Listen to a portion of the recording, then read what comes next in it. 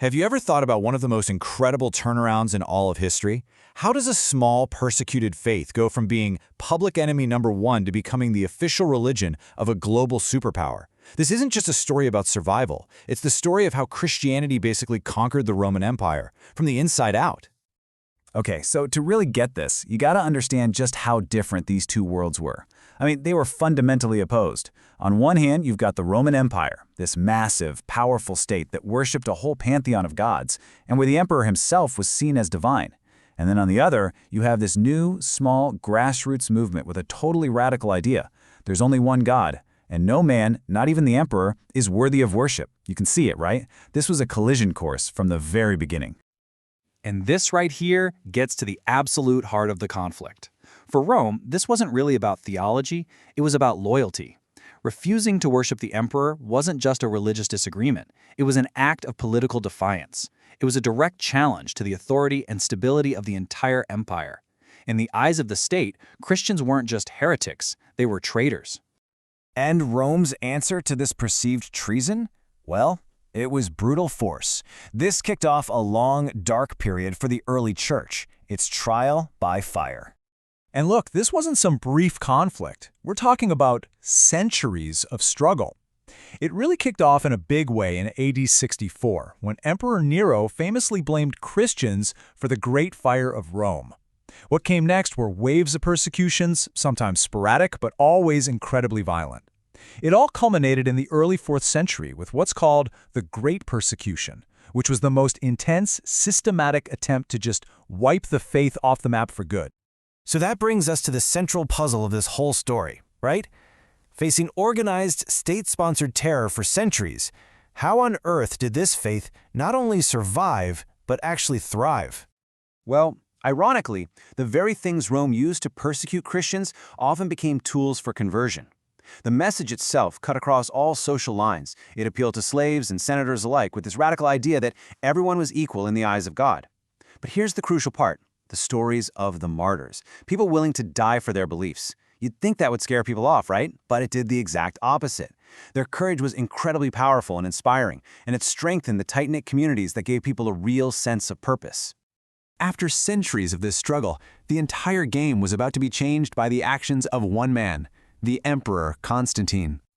Remember this year, 313 AD. Seriously, after centuries of Christians hiding in the shadows, this is the moment the world just pivots. For every single Christian living in the Roman Empire, everything was about to change. So in 313 AD, Constantine issues the Edict of Milan. Now, this didn't make Christianity the only religion, not yet, but what it did was revolutionary. It granted official tolerance, which effectively legalized the faith across the entire empire. And the effect was immediate and profound. Overnight, the terror ended. Christians could finally emerge from the shadows. They could build churches, and they could worship freely without living in fear of being executed. The long fight for survival was finally over. But getting legalized, that was just the first step. The faith's journey from being a tolerated minority to becoming the dominant power of the empire, well, that happened with a speed that is just astonishing. Just look at how quickly power was consolidated. In 313, the faith becomes legal. Just 12 years later, the emperor himself steps in to unify its core beliefs. And by 380, boom, it's the official religion of the state. It's incredibly rapid. And that second step, the unification of doctrine, was absolutely key. You see, for a faith to be a unifying force for an entire empire, it first had to be unified itself. So Constantine called together the Council of Nicaea to settle major arguments about theology.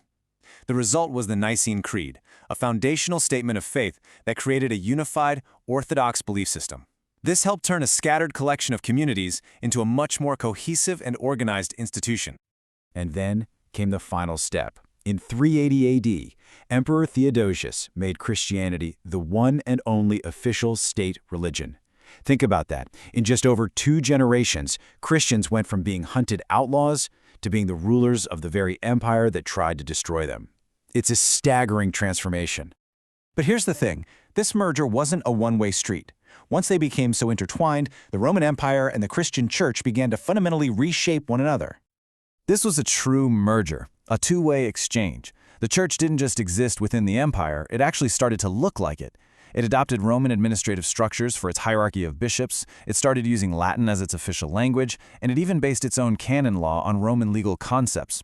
In return, Christian ethics started to reshape Roman society from the inside, introducing new ideas like hospitals and causing a huge shift in attitudes toward the poor and the sick. This is a perfect illustration of their new relationship. Rome built the physical infrastructure, this incredible network of roads and shipping routes that connected the known world. But now it was the Christian message that was traveling along those very roads, transforming the culture of the empire one city at a time. So why does all this ancient history matter today? Because the fusion of Roman power and Christian faith created historical shockwaves that we are still feeling right now, all across the globe. The legacy is just immense. This synthesis shaped European culture and politics for over 1,000 years. It established the very concept of a relationship between church and state that nations still grapple with today. It was in Christian monasteries that classical Roman learning was preserved through the Dark Ages, and you can find its influence deeply embedded in the foundations of Western philosophy and law. Ultimately, this wasn't just the story of a religion's survival.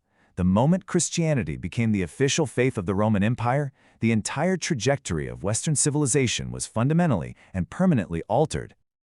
It leaves us with a fascinating final question to consider. What would our world look like today?